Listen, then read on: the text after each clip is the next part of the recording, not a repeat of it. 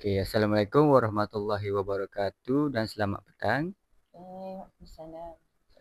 Kami dari pihak Unita Kota Baru, Regional Center di Kelantan ingin menemu ramah Puan Umi berkenaan dengan ibu bapa kanak-kanak berkeperluan pembelajaran khas.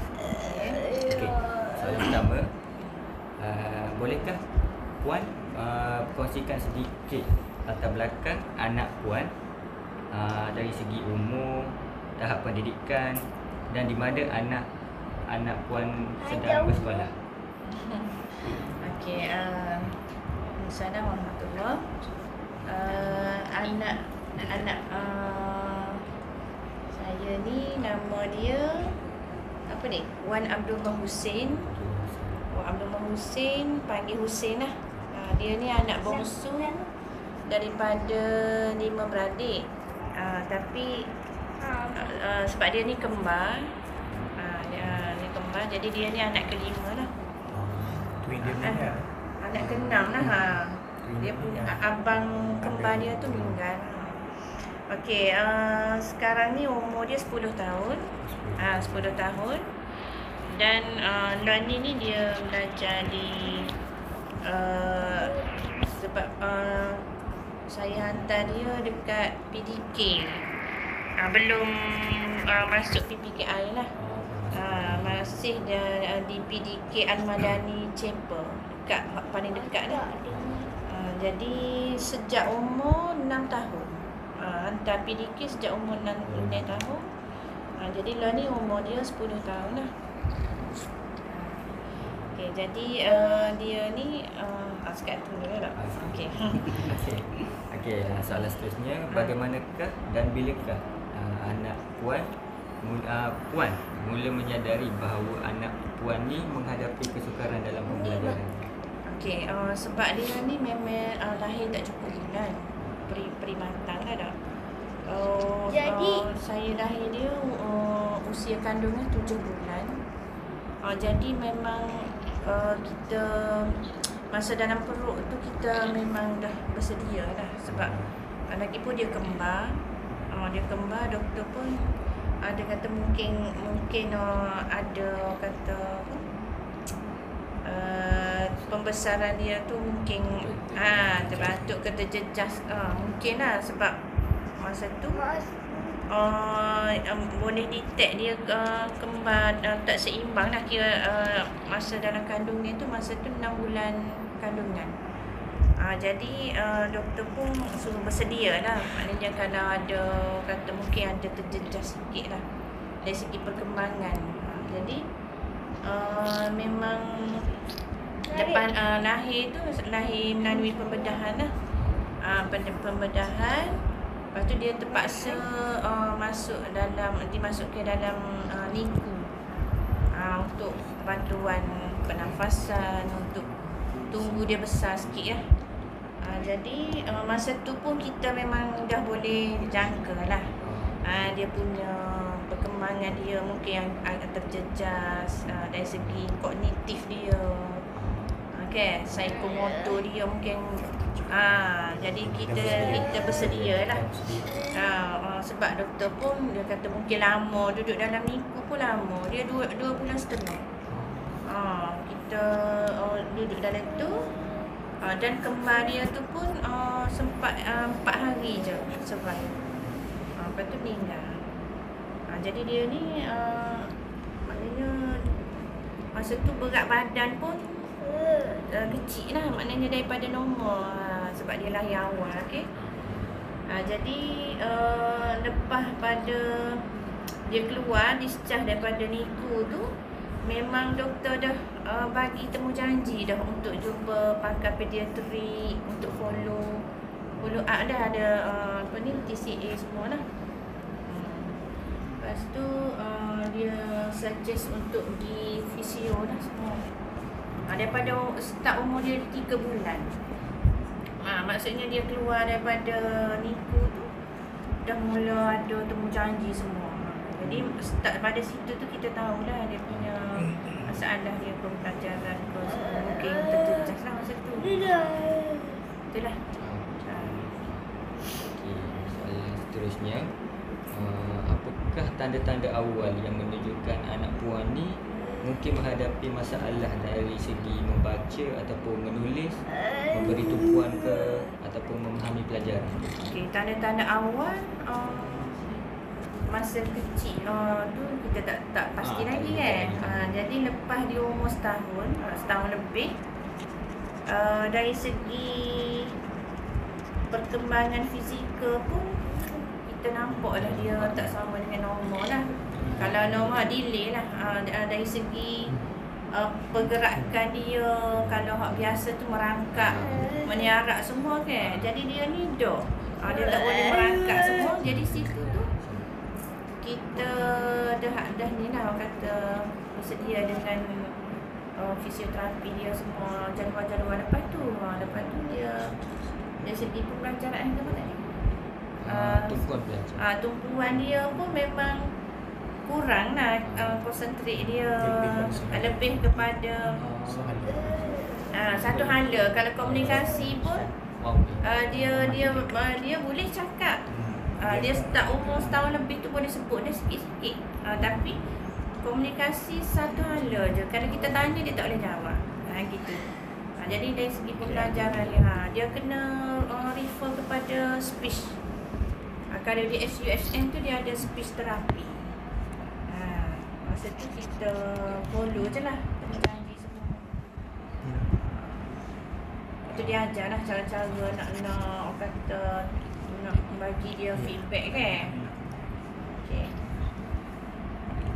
Okey, soalan seterusnya, apakah jenis ketidakupayaan pembelajaran yang telah didiagnosis oleh profesional berkaitan? Contohnya disleksia ke, ADHD ke ataupun autism?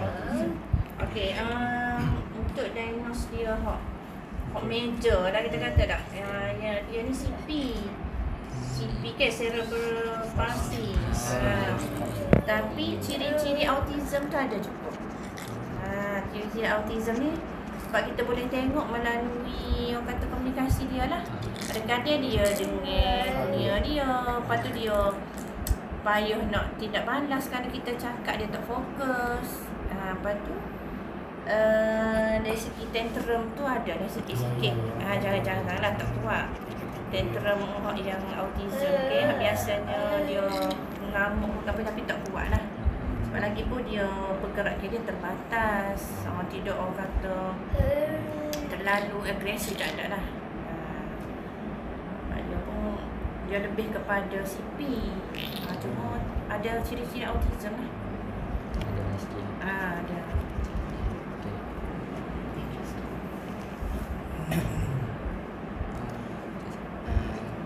Kita sambung Kepit apa? bahagian Kepit seterusnya apa? pula. Soalannya, apakah langkah pertama yang Puan Umi ambil selepas mengetahui tentang keadaan anak Puan? Langkah pertama selepas betul-betul doktor diagnose dia ni, masa tu umur dia 3 tahun. Ya, secara official lah. Sebelum ni just dia royak secara tak formal kan. Tapi secara formal dia start dia 3 tahun, barulah doktor diagnose dia CP yang berapa ni? Spastik. Dia ada Macam kategori satu, dia dua, dengar. tiga, empat. Jadi dia ni tidak sampai itu peringkat 2 dia apa doktor bagi tahu dia ada harapan untuk jalan semualah. Terpulang kepada orang kata kekuatan dia dan kita fisio support daripada family, yang maksudnya mungkin cepat atau lambat tu boleh jalan lah, insya-Allah. Soalan seterusnya pula. Adakah Puan Umi telah menerima sebarang bantuan daripada pihak sekolah, guru pendidikan khas atau pusat intervensi luar? Okey. Setakat ni sebab dia ke saya hantar pergi PDK. Bila kita daftar PDK bawa JKM, dia adalah allowance 150 sekolah. Allowance kehadiran untuk PDK. Itu je lah hak setakat ni. Sambung lagi. apakah aktiviti atau pendekatan yang biasanya Puan Umi lakukan di rumah untuk membantu anak belajar dengan lebih berkesan? Setakat ni kita buat fisioterapi lah, ataupun occupational therapy. Cara kerja untuk bantu dia daripada tak boleh makan sendiri, boleh pergi botol susu sendiri. Jadi di rumah saya sehari pun buatlah macam exercise ringan. Kadang-kadang kita bangunkan dia. Lepas tu kita pun ada beli dia punya bola besar tu, Kacang. atau dua bola besar, lepas tu bola kacang tu kita buat, letak dia lah sambil kita gerak-gerak biar dia kuat otot dia. Tu di rumah dah.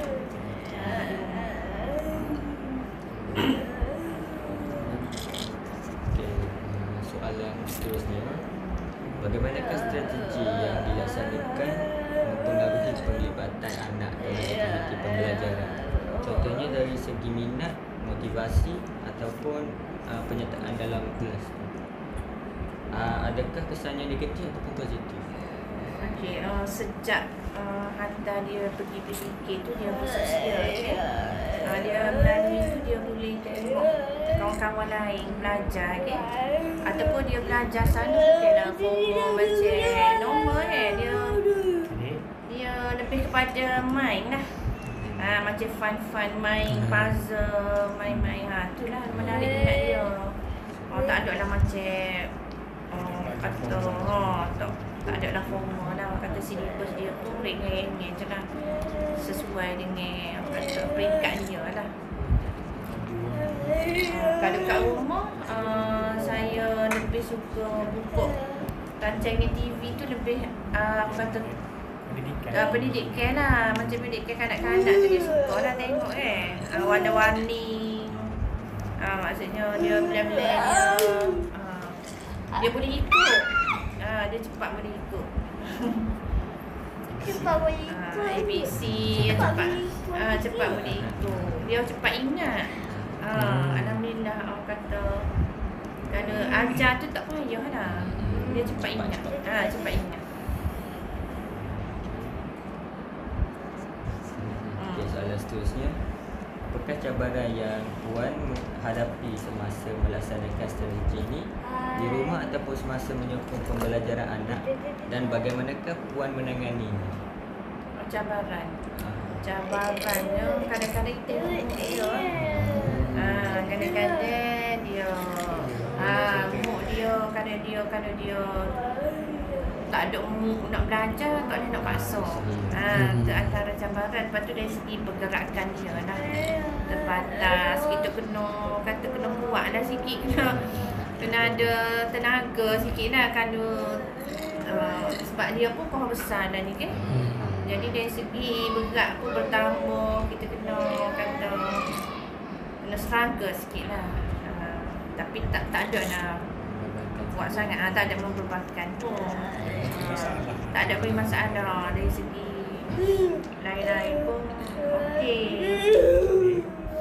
Tapi kena jangan bagi dia jangan stres lah. Kalau stres dia tak boleh dengar bising. Maksudnya kena jaga persekitaran lah. Jangan dia buat dia selabu. Kalau dia stres dia tak bagi tu sama. Itulah sikit je lah. Tak kuat. Soalan last kali, apakah harapan atau nasihat yang ingin Puan kongsikan kepada ibu bapa lain bagi menggalakkan penglibatan aktif ni dan peningkatan pembelajaran anak-anak mereka? Okey, sebagai ibu mestilah harapan nak suruh dia boleh kata sihat, membesar dengan sihat, boleh berjalan macam ramai-ramai lah kanak-kanak lain, boleh bergaul dengan kanak-kanak lain. Lepas tu paling penting boleh urus diri. Boleh urus diri dia pun alhamdulillah. Tak boleh kata pakai baju sendiri, gosok diri, makan boleh itu harapan lah. Lepas tu dari segi pembelajaran pun orang kata boleh basic ataupun apa panggil dari segi ilmu hak mana dia dapat lah dah. Bukan kata nak bagi tekanan lah. Mana kemampuan dia lah. Lepas tu nasihat untuk ibu-ibu lain yang ada anak istimewa, kena kata bagi peluang. Bagi peluang untuk dia untuk bersosial, tak, untuk bergaul dengan orang ramai. Kena bagi pembelajaran yang kata yang sesuai lah. Orang kata walaupun dia pergerakan dia terbatas, tak boleh lah orang kata duduk rumah je tu, duduk kompong. Jadi kena bawa juga keluar. Orang kata tengok dunia luar kan. Kena kata kena penuhi hak-hak yang sepatutnya. Sabar dah. Sabar, kuat, redha, tu betul dah. Okey, itu saja pada kami. Sekian terima kasih.